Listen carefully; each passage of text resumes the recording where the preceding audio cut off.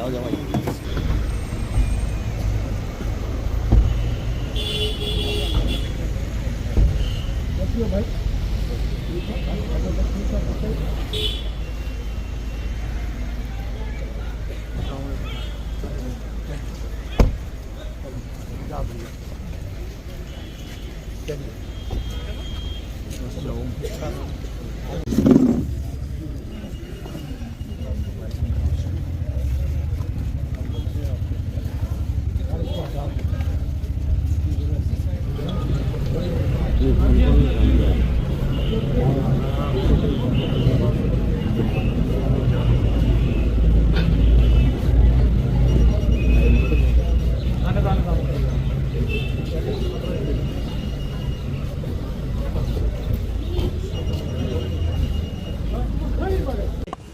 इसे बैठ के कर लेंगे। जो ऑपोजिशन थी वो सब बाहर है। इम्पोर्टेंट बिल्स पास हो रही हैं। हमने क्या गुजारिश की थी? पूरी ऑपोजिशन ने ये गुजारिश की, ये जो ब्रीच हुआ है ये कैसे हुआ, क्यों हुआ और इसके पीछे कौन है। मेहरबानी करके सारे हिंदुस्तान की सिक्योरिटी कौन देखता है? Home ministry. हमारे बॉर्डर्स की भी हिफाजत होम मिनिस्ट्री की ये सब करती है।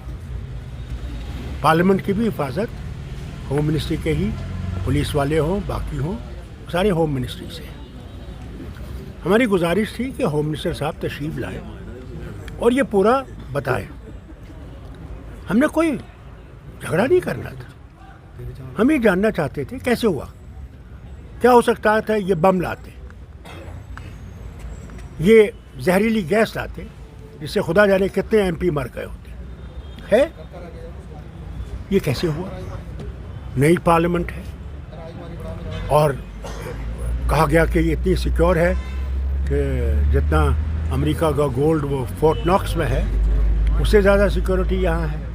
उसके बाद भी ये दो लोग आते हैं, छलांग मारते हैं और बीजेपी को जो भी बुरा भला कहते हैं कि हमारी नौकरियाँ कहाँ हैं, हमारे घरों की हालत देखिए, हम लोग खाने के लिए तरसते हैं, पानी के लिए तरसते हैं, बिजली की फीस आसमान पर चढ़ रही है। तो आपने किया क्या हमारे लिए? उनका मकसद ये था, शुक्र करिए उनका मकसद ये नहीं था कि हमें किसी को मारना था। पहले भी आपने इनकी जजमेंट देखी है सुप्रीम कोर्ट की, उसमें भी ये कहा गया था कि ये परमानेंट है। इसी सुप्रीम कोर्ट ने आज इन्हें ये कहा। आगे देखिए क्या होता है। वो कहते हैं इब्तिदाए इश्क है, रोता है क्या, आगे आगे देखिए होता है क्या। वो ये भी कहते थे ना कि 370 जिम्मेवार है टेररिज्म का जी। कहते थे ना जी। रियासत बैकवर्ड हो गई थी इनके वक्त में है जी। उसी पार्लियामेंट में राज्यसभा जिसमें कहते हैं, उसमें जब गुलाम नबी आज़ाद साहब अपोजिशन के लीडर थे, उनने दो रियासतों को कंपेयर किया, गुजरात को और जम्मू कश्मीर को। हमारे यहाँ 370 था, उसमें आंकड़े दिए जिसमें जम्मू कश्मीर गुजरात से भी आगे है। बिल्कुल। तो फिर 370 ने तो उसको पीछे नहीं रखा। आज भी आतंकवाद है। अभी आपने देखा कर्नल को भी मार डाला, दो जो है कैप्टन और सिपाही शहीद हुए, नहीं हुए। रोज़ कहीं ना कहीं बम फटता है। अभी कल ही सुरनकोट में हुआ। तो मुझे बताइए, अगर ये कहते हैं आतंक, और हमारे सिपाही, वो बेचारा क्या कर रहा था? वो ईदगाह में बच्चों के साथ खेलने लगा, क्रिकेट खेलने लगा, मार दिया उसको फारूक साहब। तो ये मुझे बताइए, तो क्या आतंकवाद बंद हो गया है? वो जो बेचारा वो सीआरपीएफ भी और वो जो है वो पुलिस के डीएसपी, जिसका बच्चा मेरे ख्याल से मुश्किल से कुछ महीने पैदा हुआ था, उसे गोली लगी। उसने टेलीफोन पे हमारे एडी साहब को टेलीफोन किया कि भाई मैं मर रहा हूँ, ये हेलीकॉप्टर जो ऊपर घूम रहा है इसको नीचे उतारिए, इसको मुझे ये खून बंद हो। फिर बीवी से कहता है, क्या होगा उसकी बीवी पे असर, कि मैं जा रहा हूँ, मैं नहीं बचूंगा। मेरे बच्चे का ख्याल रखना। 2047 मुझे आंसू आए जब मैंने ये सुना। 2047 कि कहाँ पहुँचे हम? आतंकवाद बंद नहीं हुआ, वहाँ डंडूरा पीट रहे हैं। जी टूरिज्म इतना हुआ, अरे एक टूरिस्ट को गोली लग जाएगी, कोई नहीं आएगा। फारूक साहब, ये तो शुक्र कीजिए वो आ रहे हैं और कुछ हम रोटी खा रहे हैं। 2047 फिर कहा फैक्ट्रियाँ आएंगी, कहा यहाँ बड़ा उद्योग लगेगा। कौन सा उद्योग लगा? कश्मीर में एक वो दुबई वाला मॉल लगा रहा है। अरे मॉल तो पहले ही हमारे यहाँ है, तो उससे कितना उद्योग बन गया। तो ये जो इनने एक वो बनाया ना किस्सा, ये इनका पहले से है। सर डॉक्टर ये 48 से इनका ये है कि साहब हमने इसको ख़त्म करना है। हर घर के सामने आपका एक सिपाही खड़ा है, बंदूक लेके खड़ा है, मॉडर्न बंदूक लेके खड़ा है। क्या उसने मरना है? जिस दिन वो बंदूक उठ जाएगी देखना किस तरह पत्थर पड़ेंगे। भैया लोग बहुत कुछ कहते हैं। जब अंग्रेज भी यहाँ 200 साल थे, वो भी ये कहते थे हमने यही रहना है। हैं? उस वक्त कौन जमात थी जिनने उसमें हिस्सा नहीं लिया इनको निकालने का? वो इन्हीं की तंजीमें थी जिन्होंने अंग्रेज़ों से कहा हम आपके गुलाम हैं, हम आपके साथी हैं।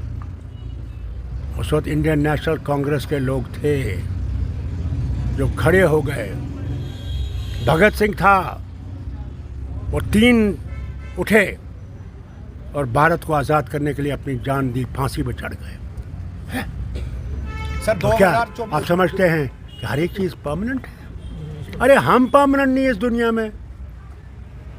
कौन ये कहते हैं परमानेंट है? डॉक्टर साहब आ रहा है। राम सबका है, राम विश्व का राम है, वो हिंदुओं का राम नहीं है सिर्फ। ये बात याद रखना, जो विश्व का राम है वो सिखों का भी राम है, मुसलमानों का भी, ईसाइयों का भी, अंग्रेज़ों का भी, रूसियों का भी। हर एक विश्व किसे कहते हैं? दुनिया। चुनावों के आदेश भी दिए दुनिया गए के हैं। हर एक आदमी का राम है।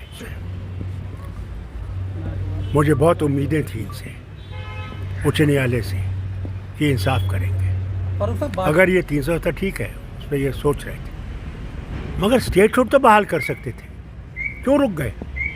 हैं? और फिर ये क्यों रुक गए कि इलेक्शन करें, फौरन करें? क्यों रुक गए? सर अब सितंबर तक वो टाइम क्यों दिया? क्या इनका जो उच्च न्यायालय का फैसला है उसका मतलब ये है कि कल बंगाल, तमिलनाडु, कोई भी रियासत हिंदुस्तान की, उसे स्टेट को डिसमिस करो, गवर्नर के हवाले करो, फिर प्रेसिडेंट के पास जाओ और उस स्टेट को यूनियन टेरिटरी बनाओ। सर अब जाएगा, फिर से नेशनल कॉन्फ्रेंस आएगी और लोगों की मुश्किलें दूर करने के लिए आएगी। यहाँ नौकरियाँ निकलेंगी, यहाँ आप लोग सेक्रेटेरिएट में आ सकेंगे, अपने मसले ला सकेंगे। यहाँ एमएलए होगा हर जगह, यहाँ पंच होगा, सरपंच होगा, डीडीसी का मेंबर होगा जो लोगों के काम करेगा। वो किसी भी पार्टी से होगा, कोई धर्म से होगा। हमारा काम है लोगों की खिदमत करना, ये नहीं देखना ये क्या है, वो क्या है, उसकी ज़बान क्या है। जब उस कुर्सी पे बैठो तो ये सोच के बैठो कि वो देखने वाला है जो हमारा अन्नदाता है। इंसाफ नहीं करोगे तो कल जहन्नम की आग तैयार है। आपको मैं एक बात याद दिलाऊं, वाइस प्रेसिडेंट थे अंसारी साहब, वो रिटायर होने वाले थे, रिटायर के उसकी मीटिंग हुई, उसमें ज़रा मोदी जी का सुनिए क्या कहते हैं। क्या वो वाइस प्रेसिडेंट की इज़्ज़त करते हैं उन अल्फाजों से? ये लोग देखते नहीं, क्योंकि लोगों ने ये देखा नहीं। अगर वो ये करता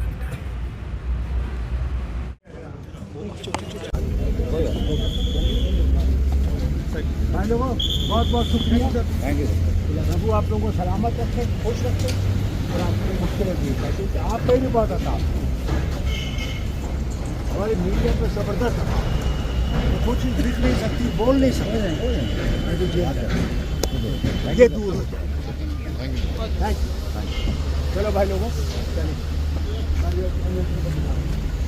मेहता किधर गया? मेहता अभी सारे सलाम करें। आ जाओ। ਮਹਿਤਾ ਸਾਹਿਬ ਅਜੀਤ ਮਹਿਤਾ ਸਾਹਿਬ ਅਜੀਤ ਸਾਹਿਬ ਇਹ ਨਹੀਂ ਮਿਲਾਉਣ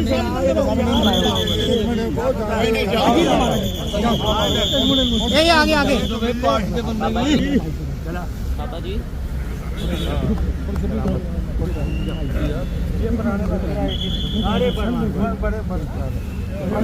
ਬਈ ਧਰੋਣਾ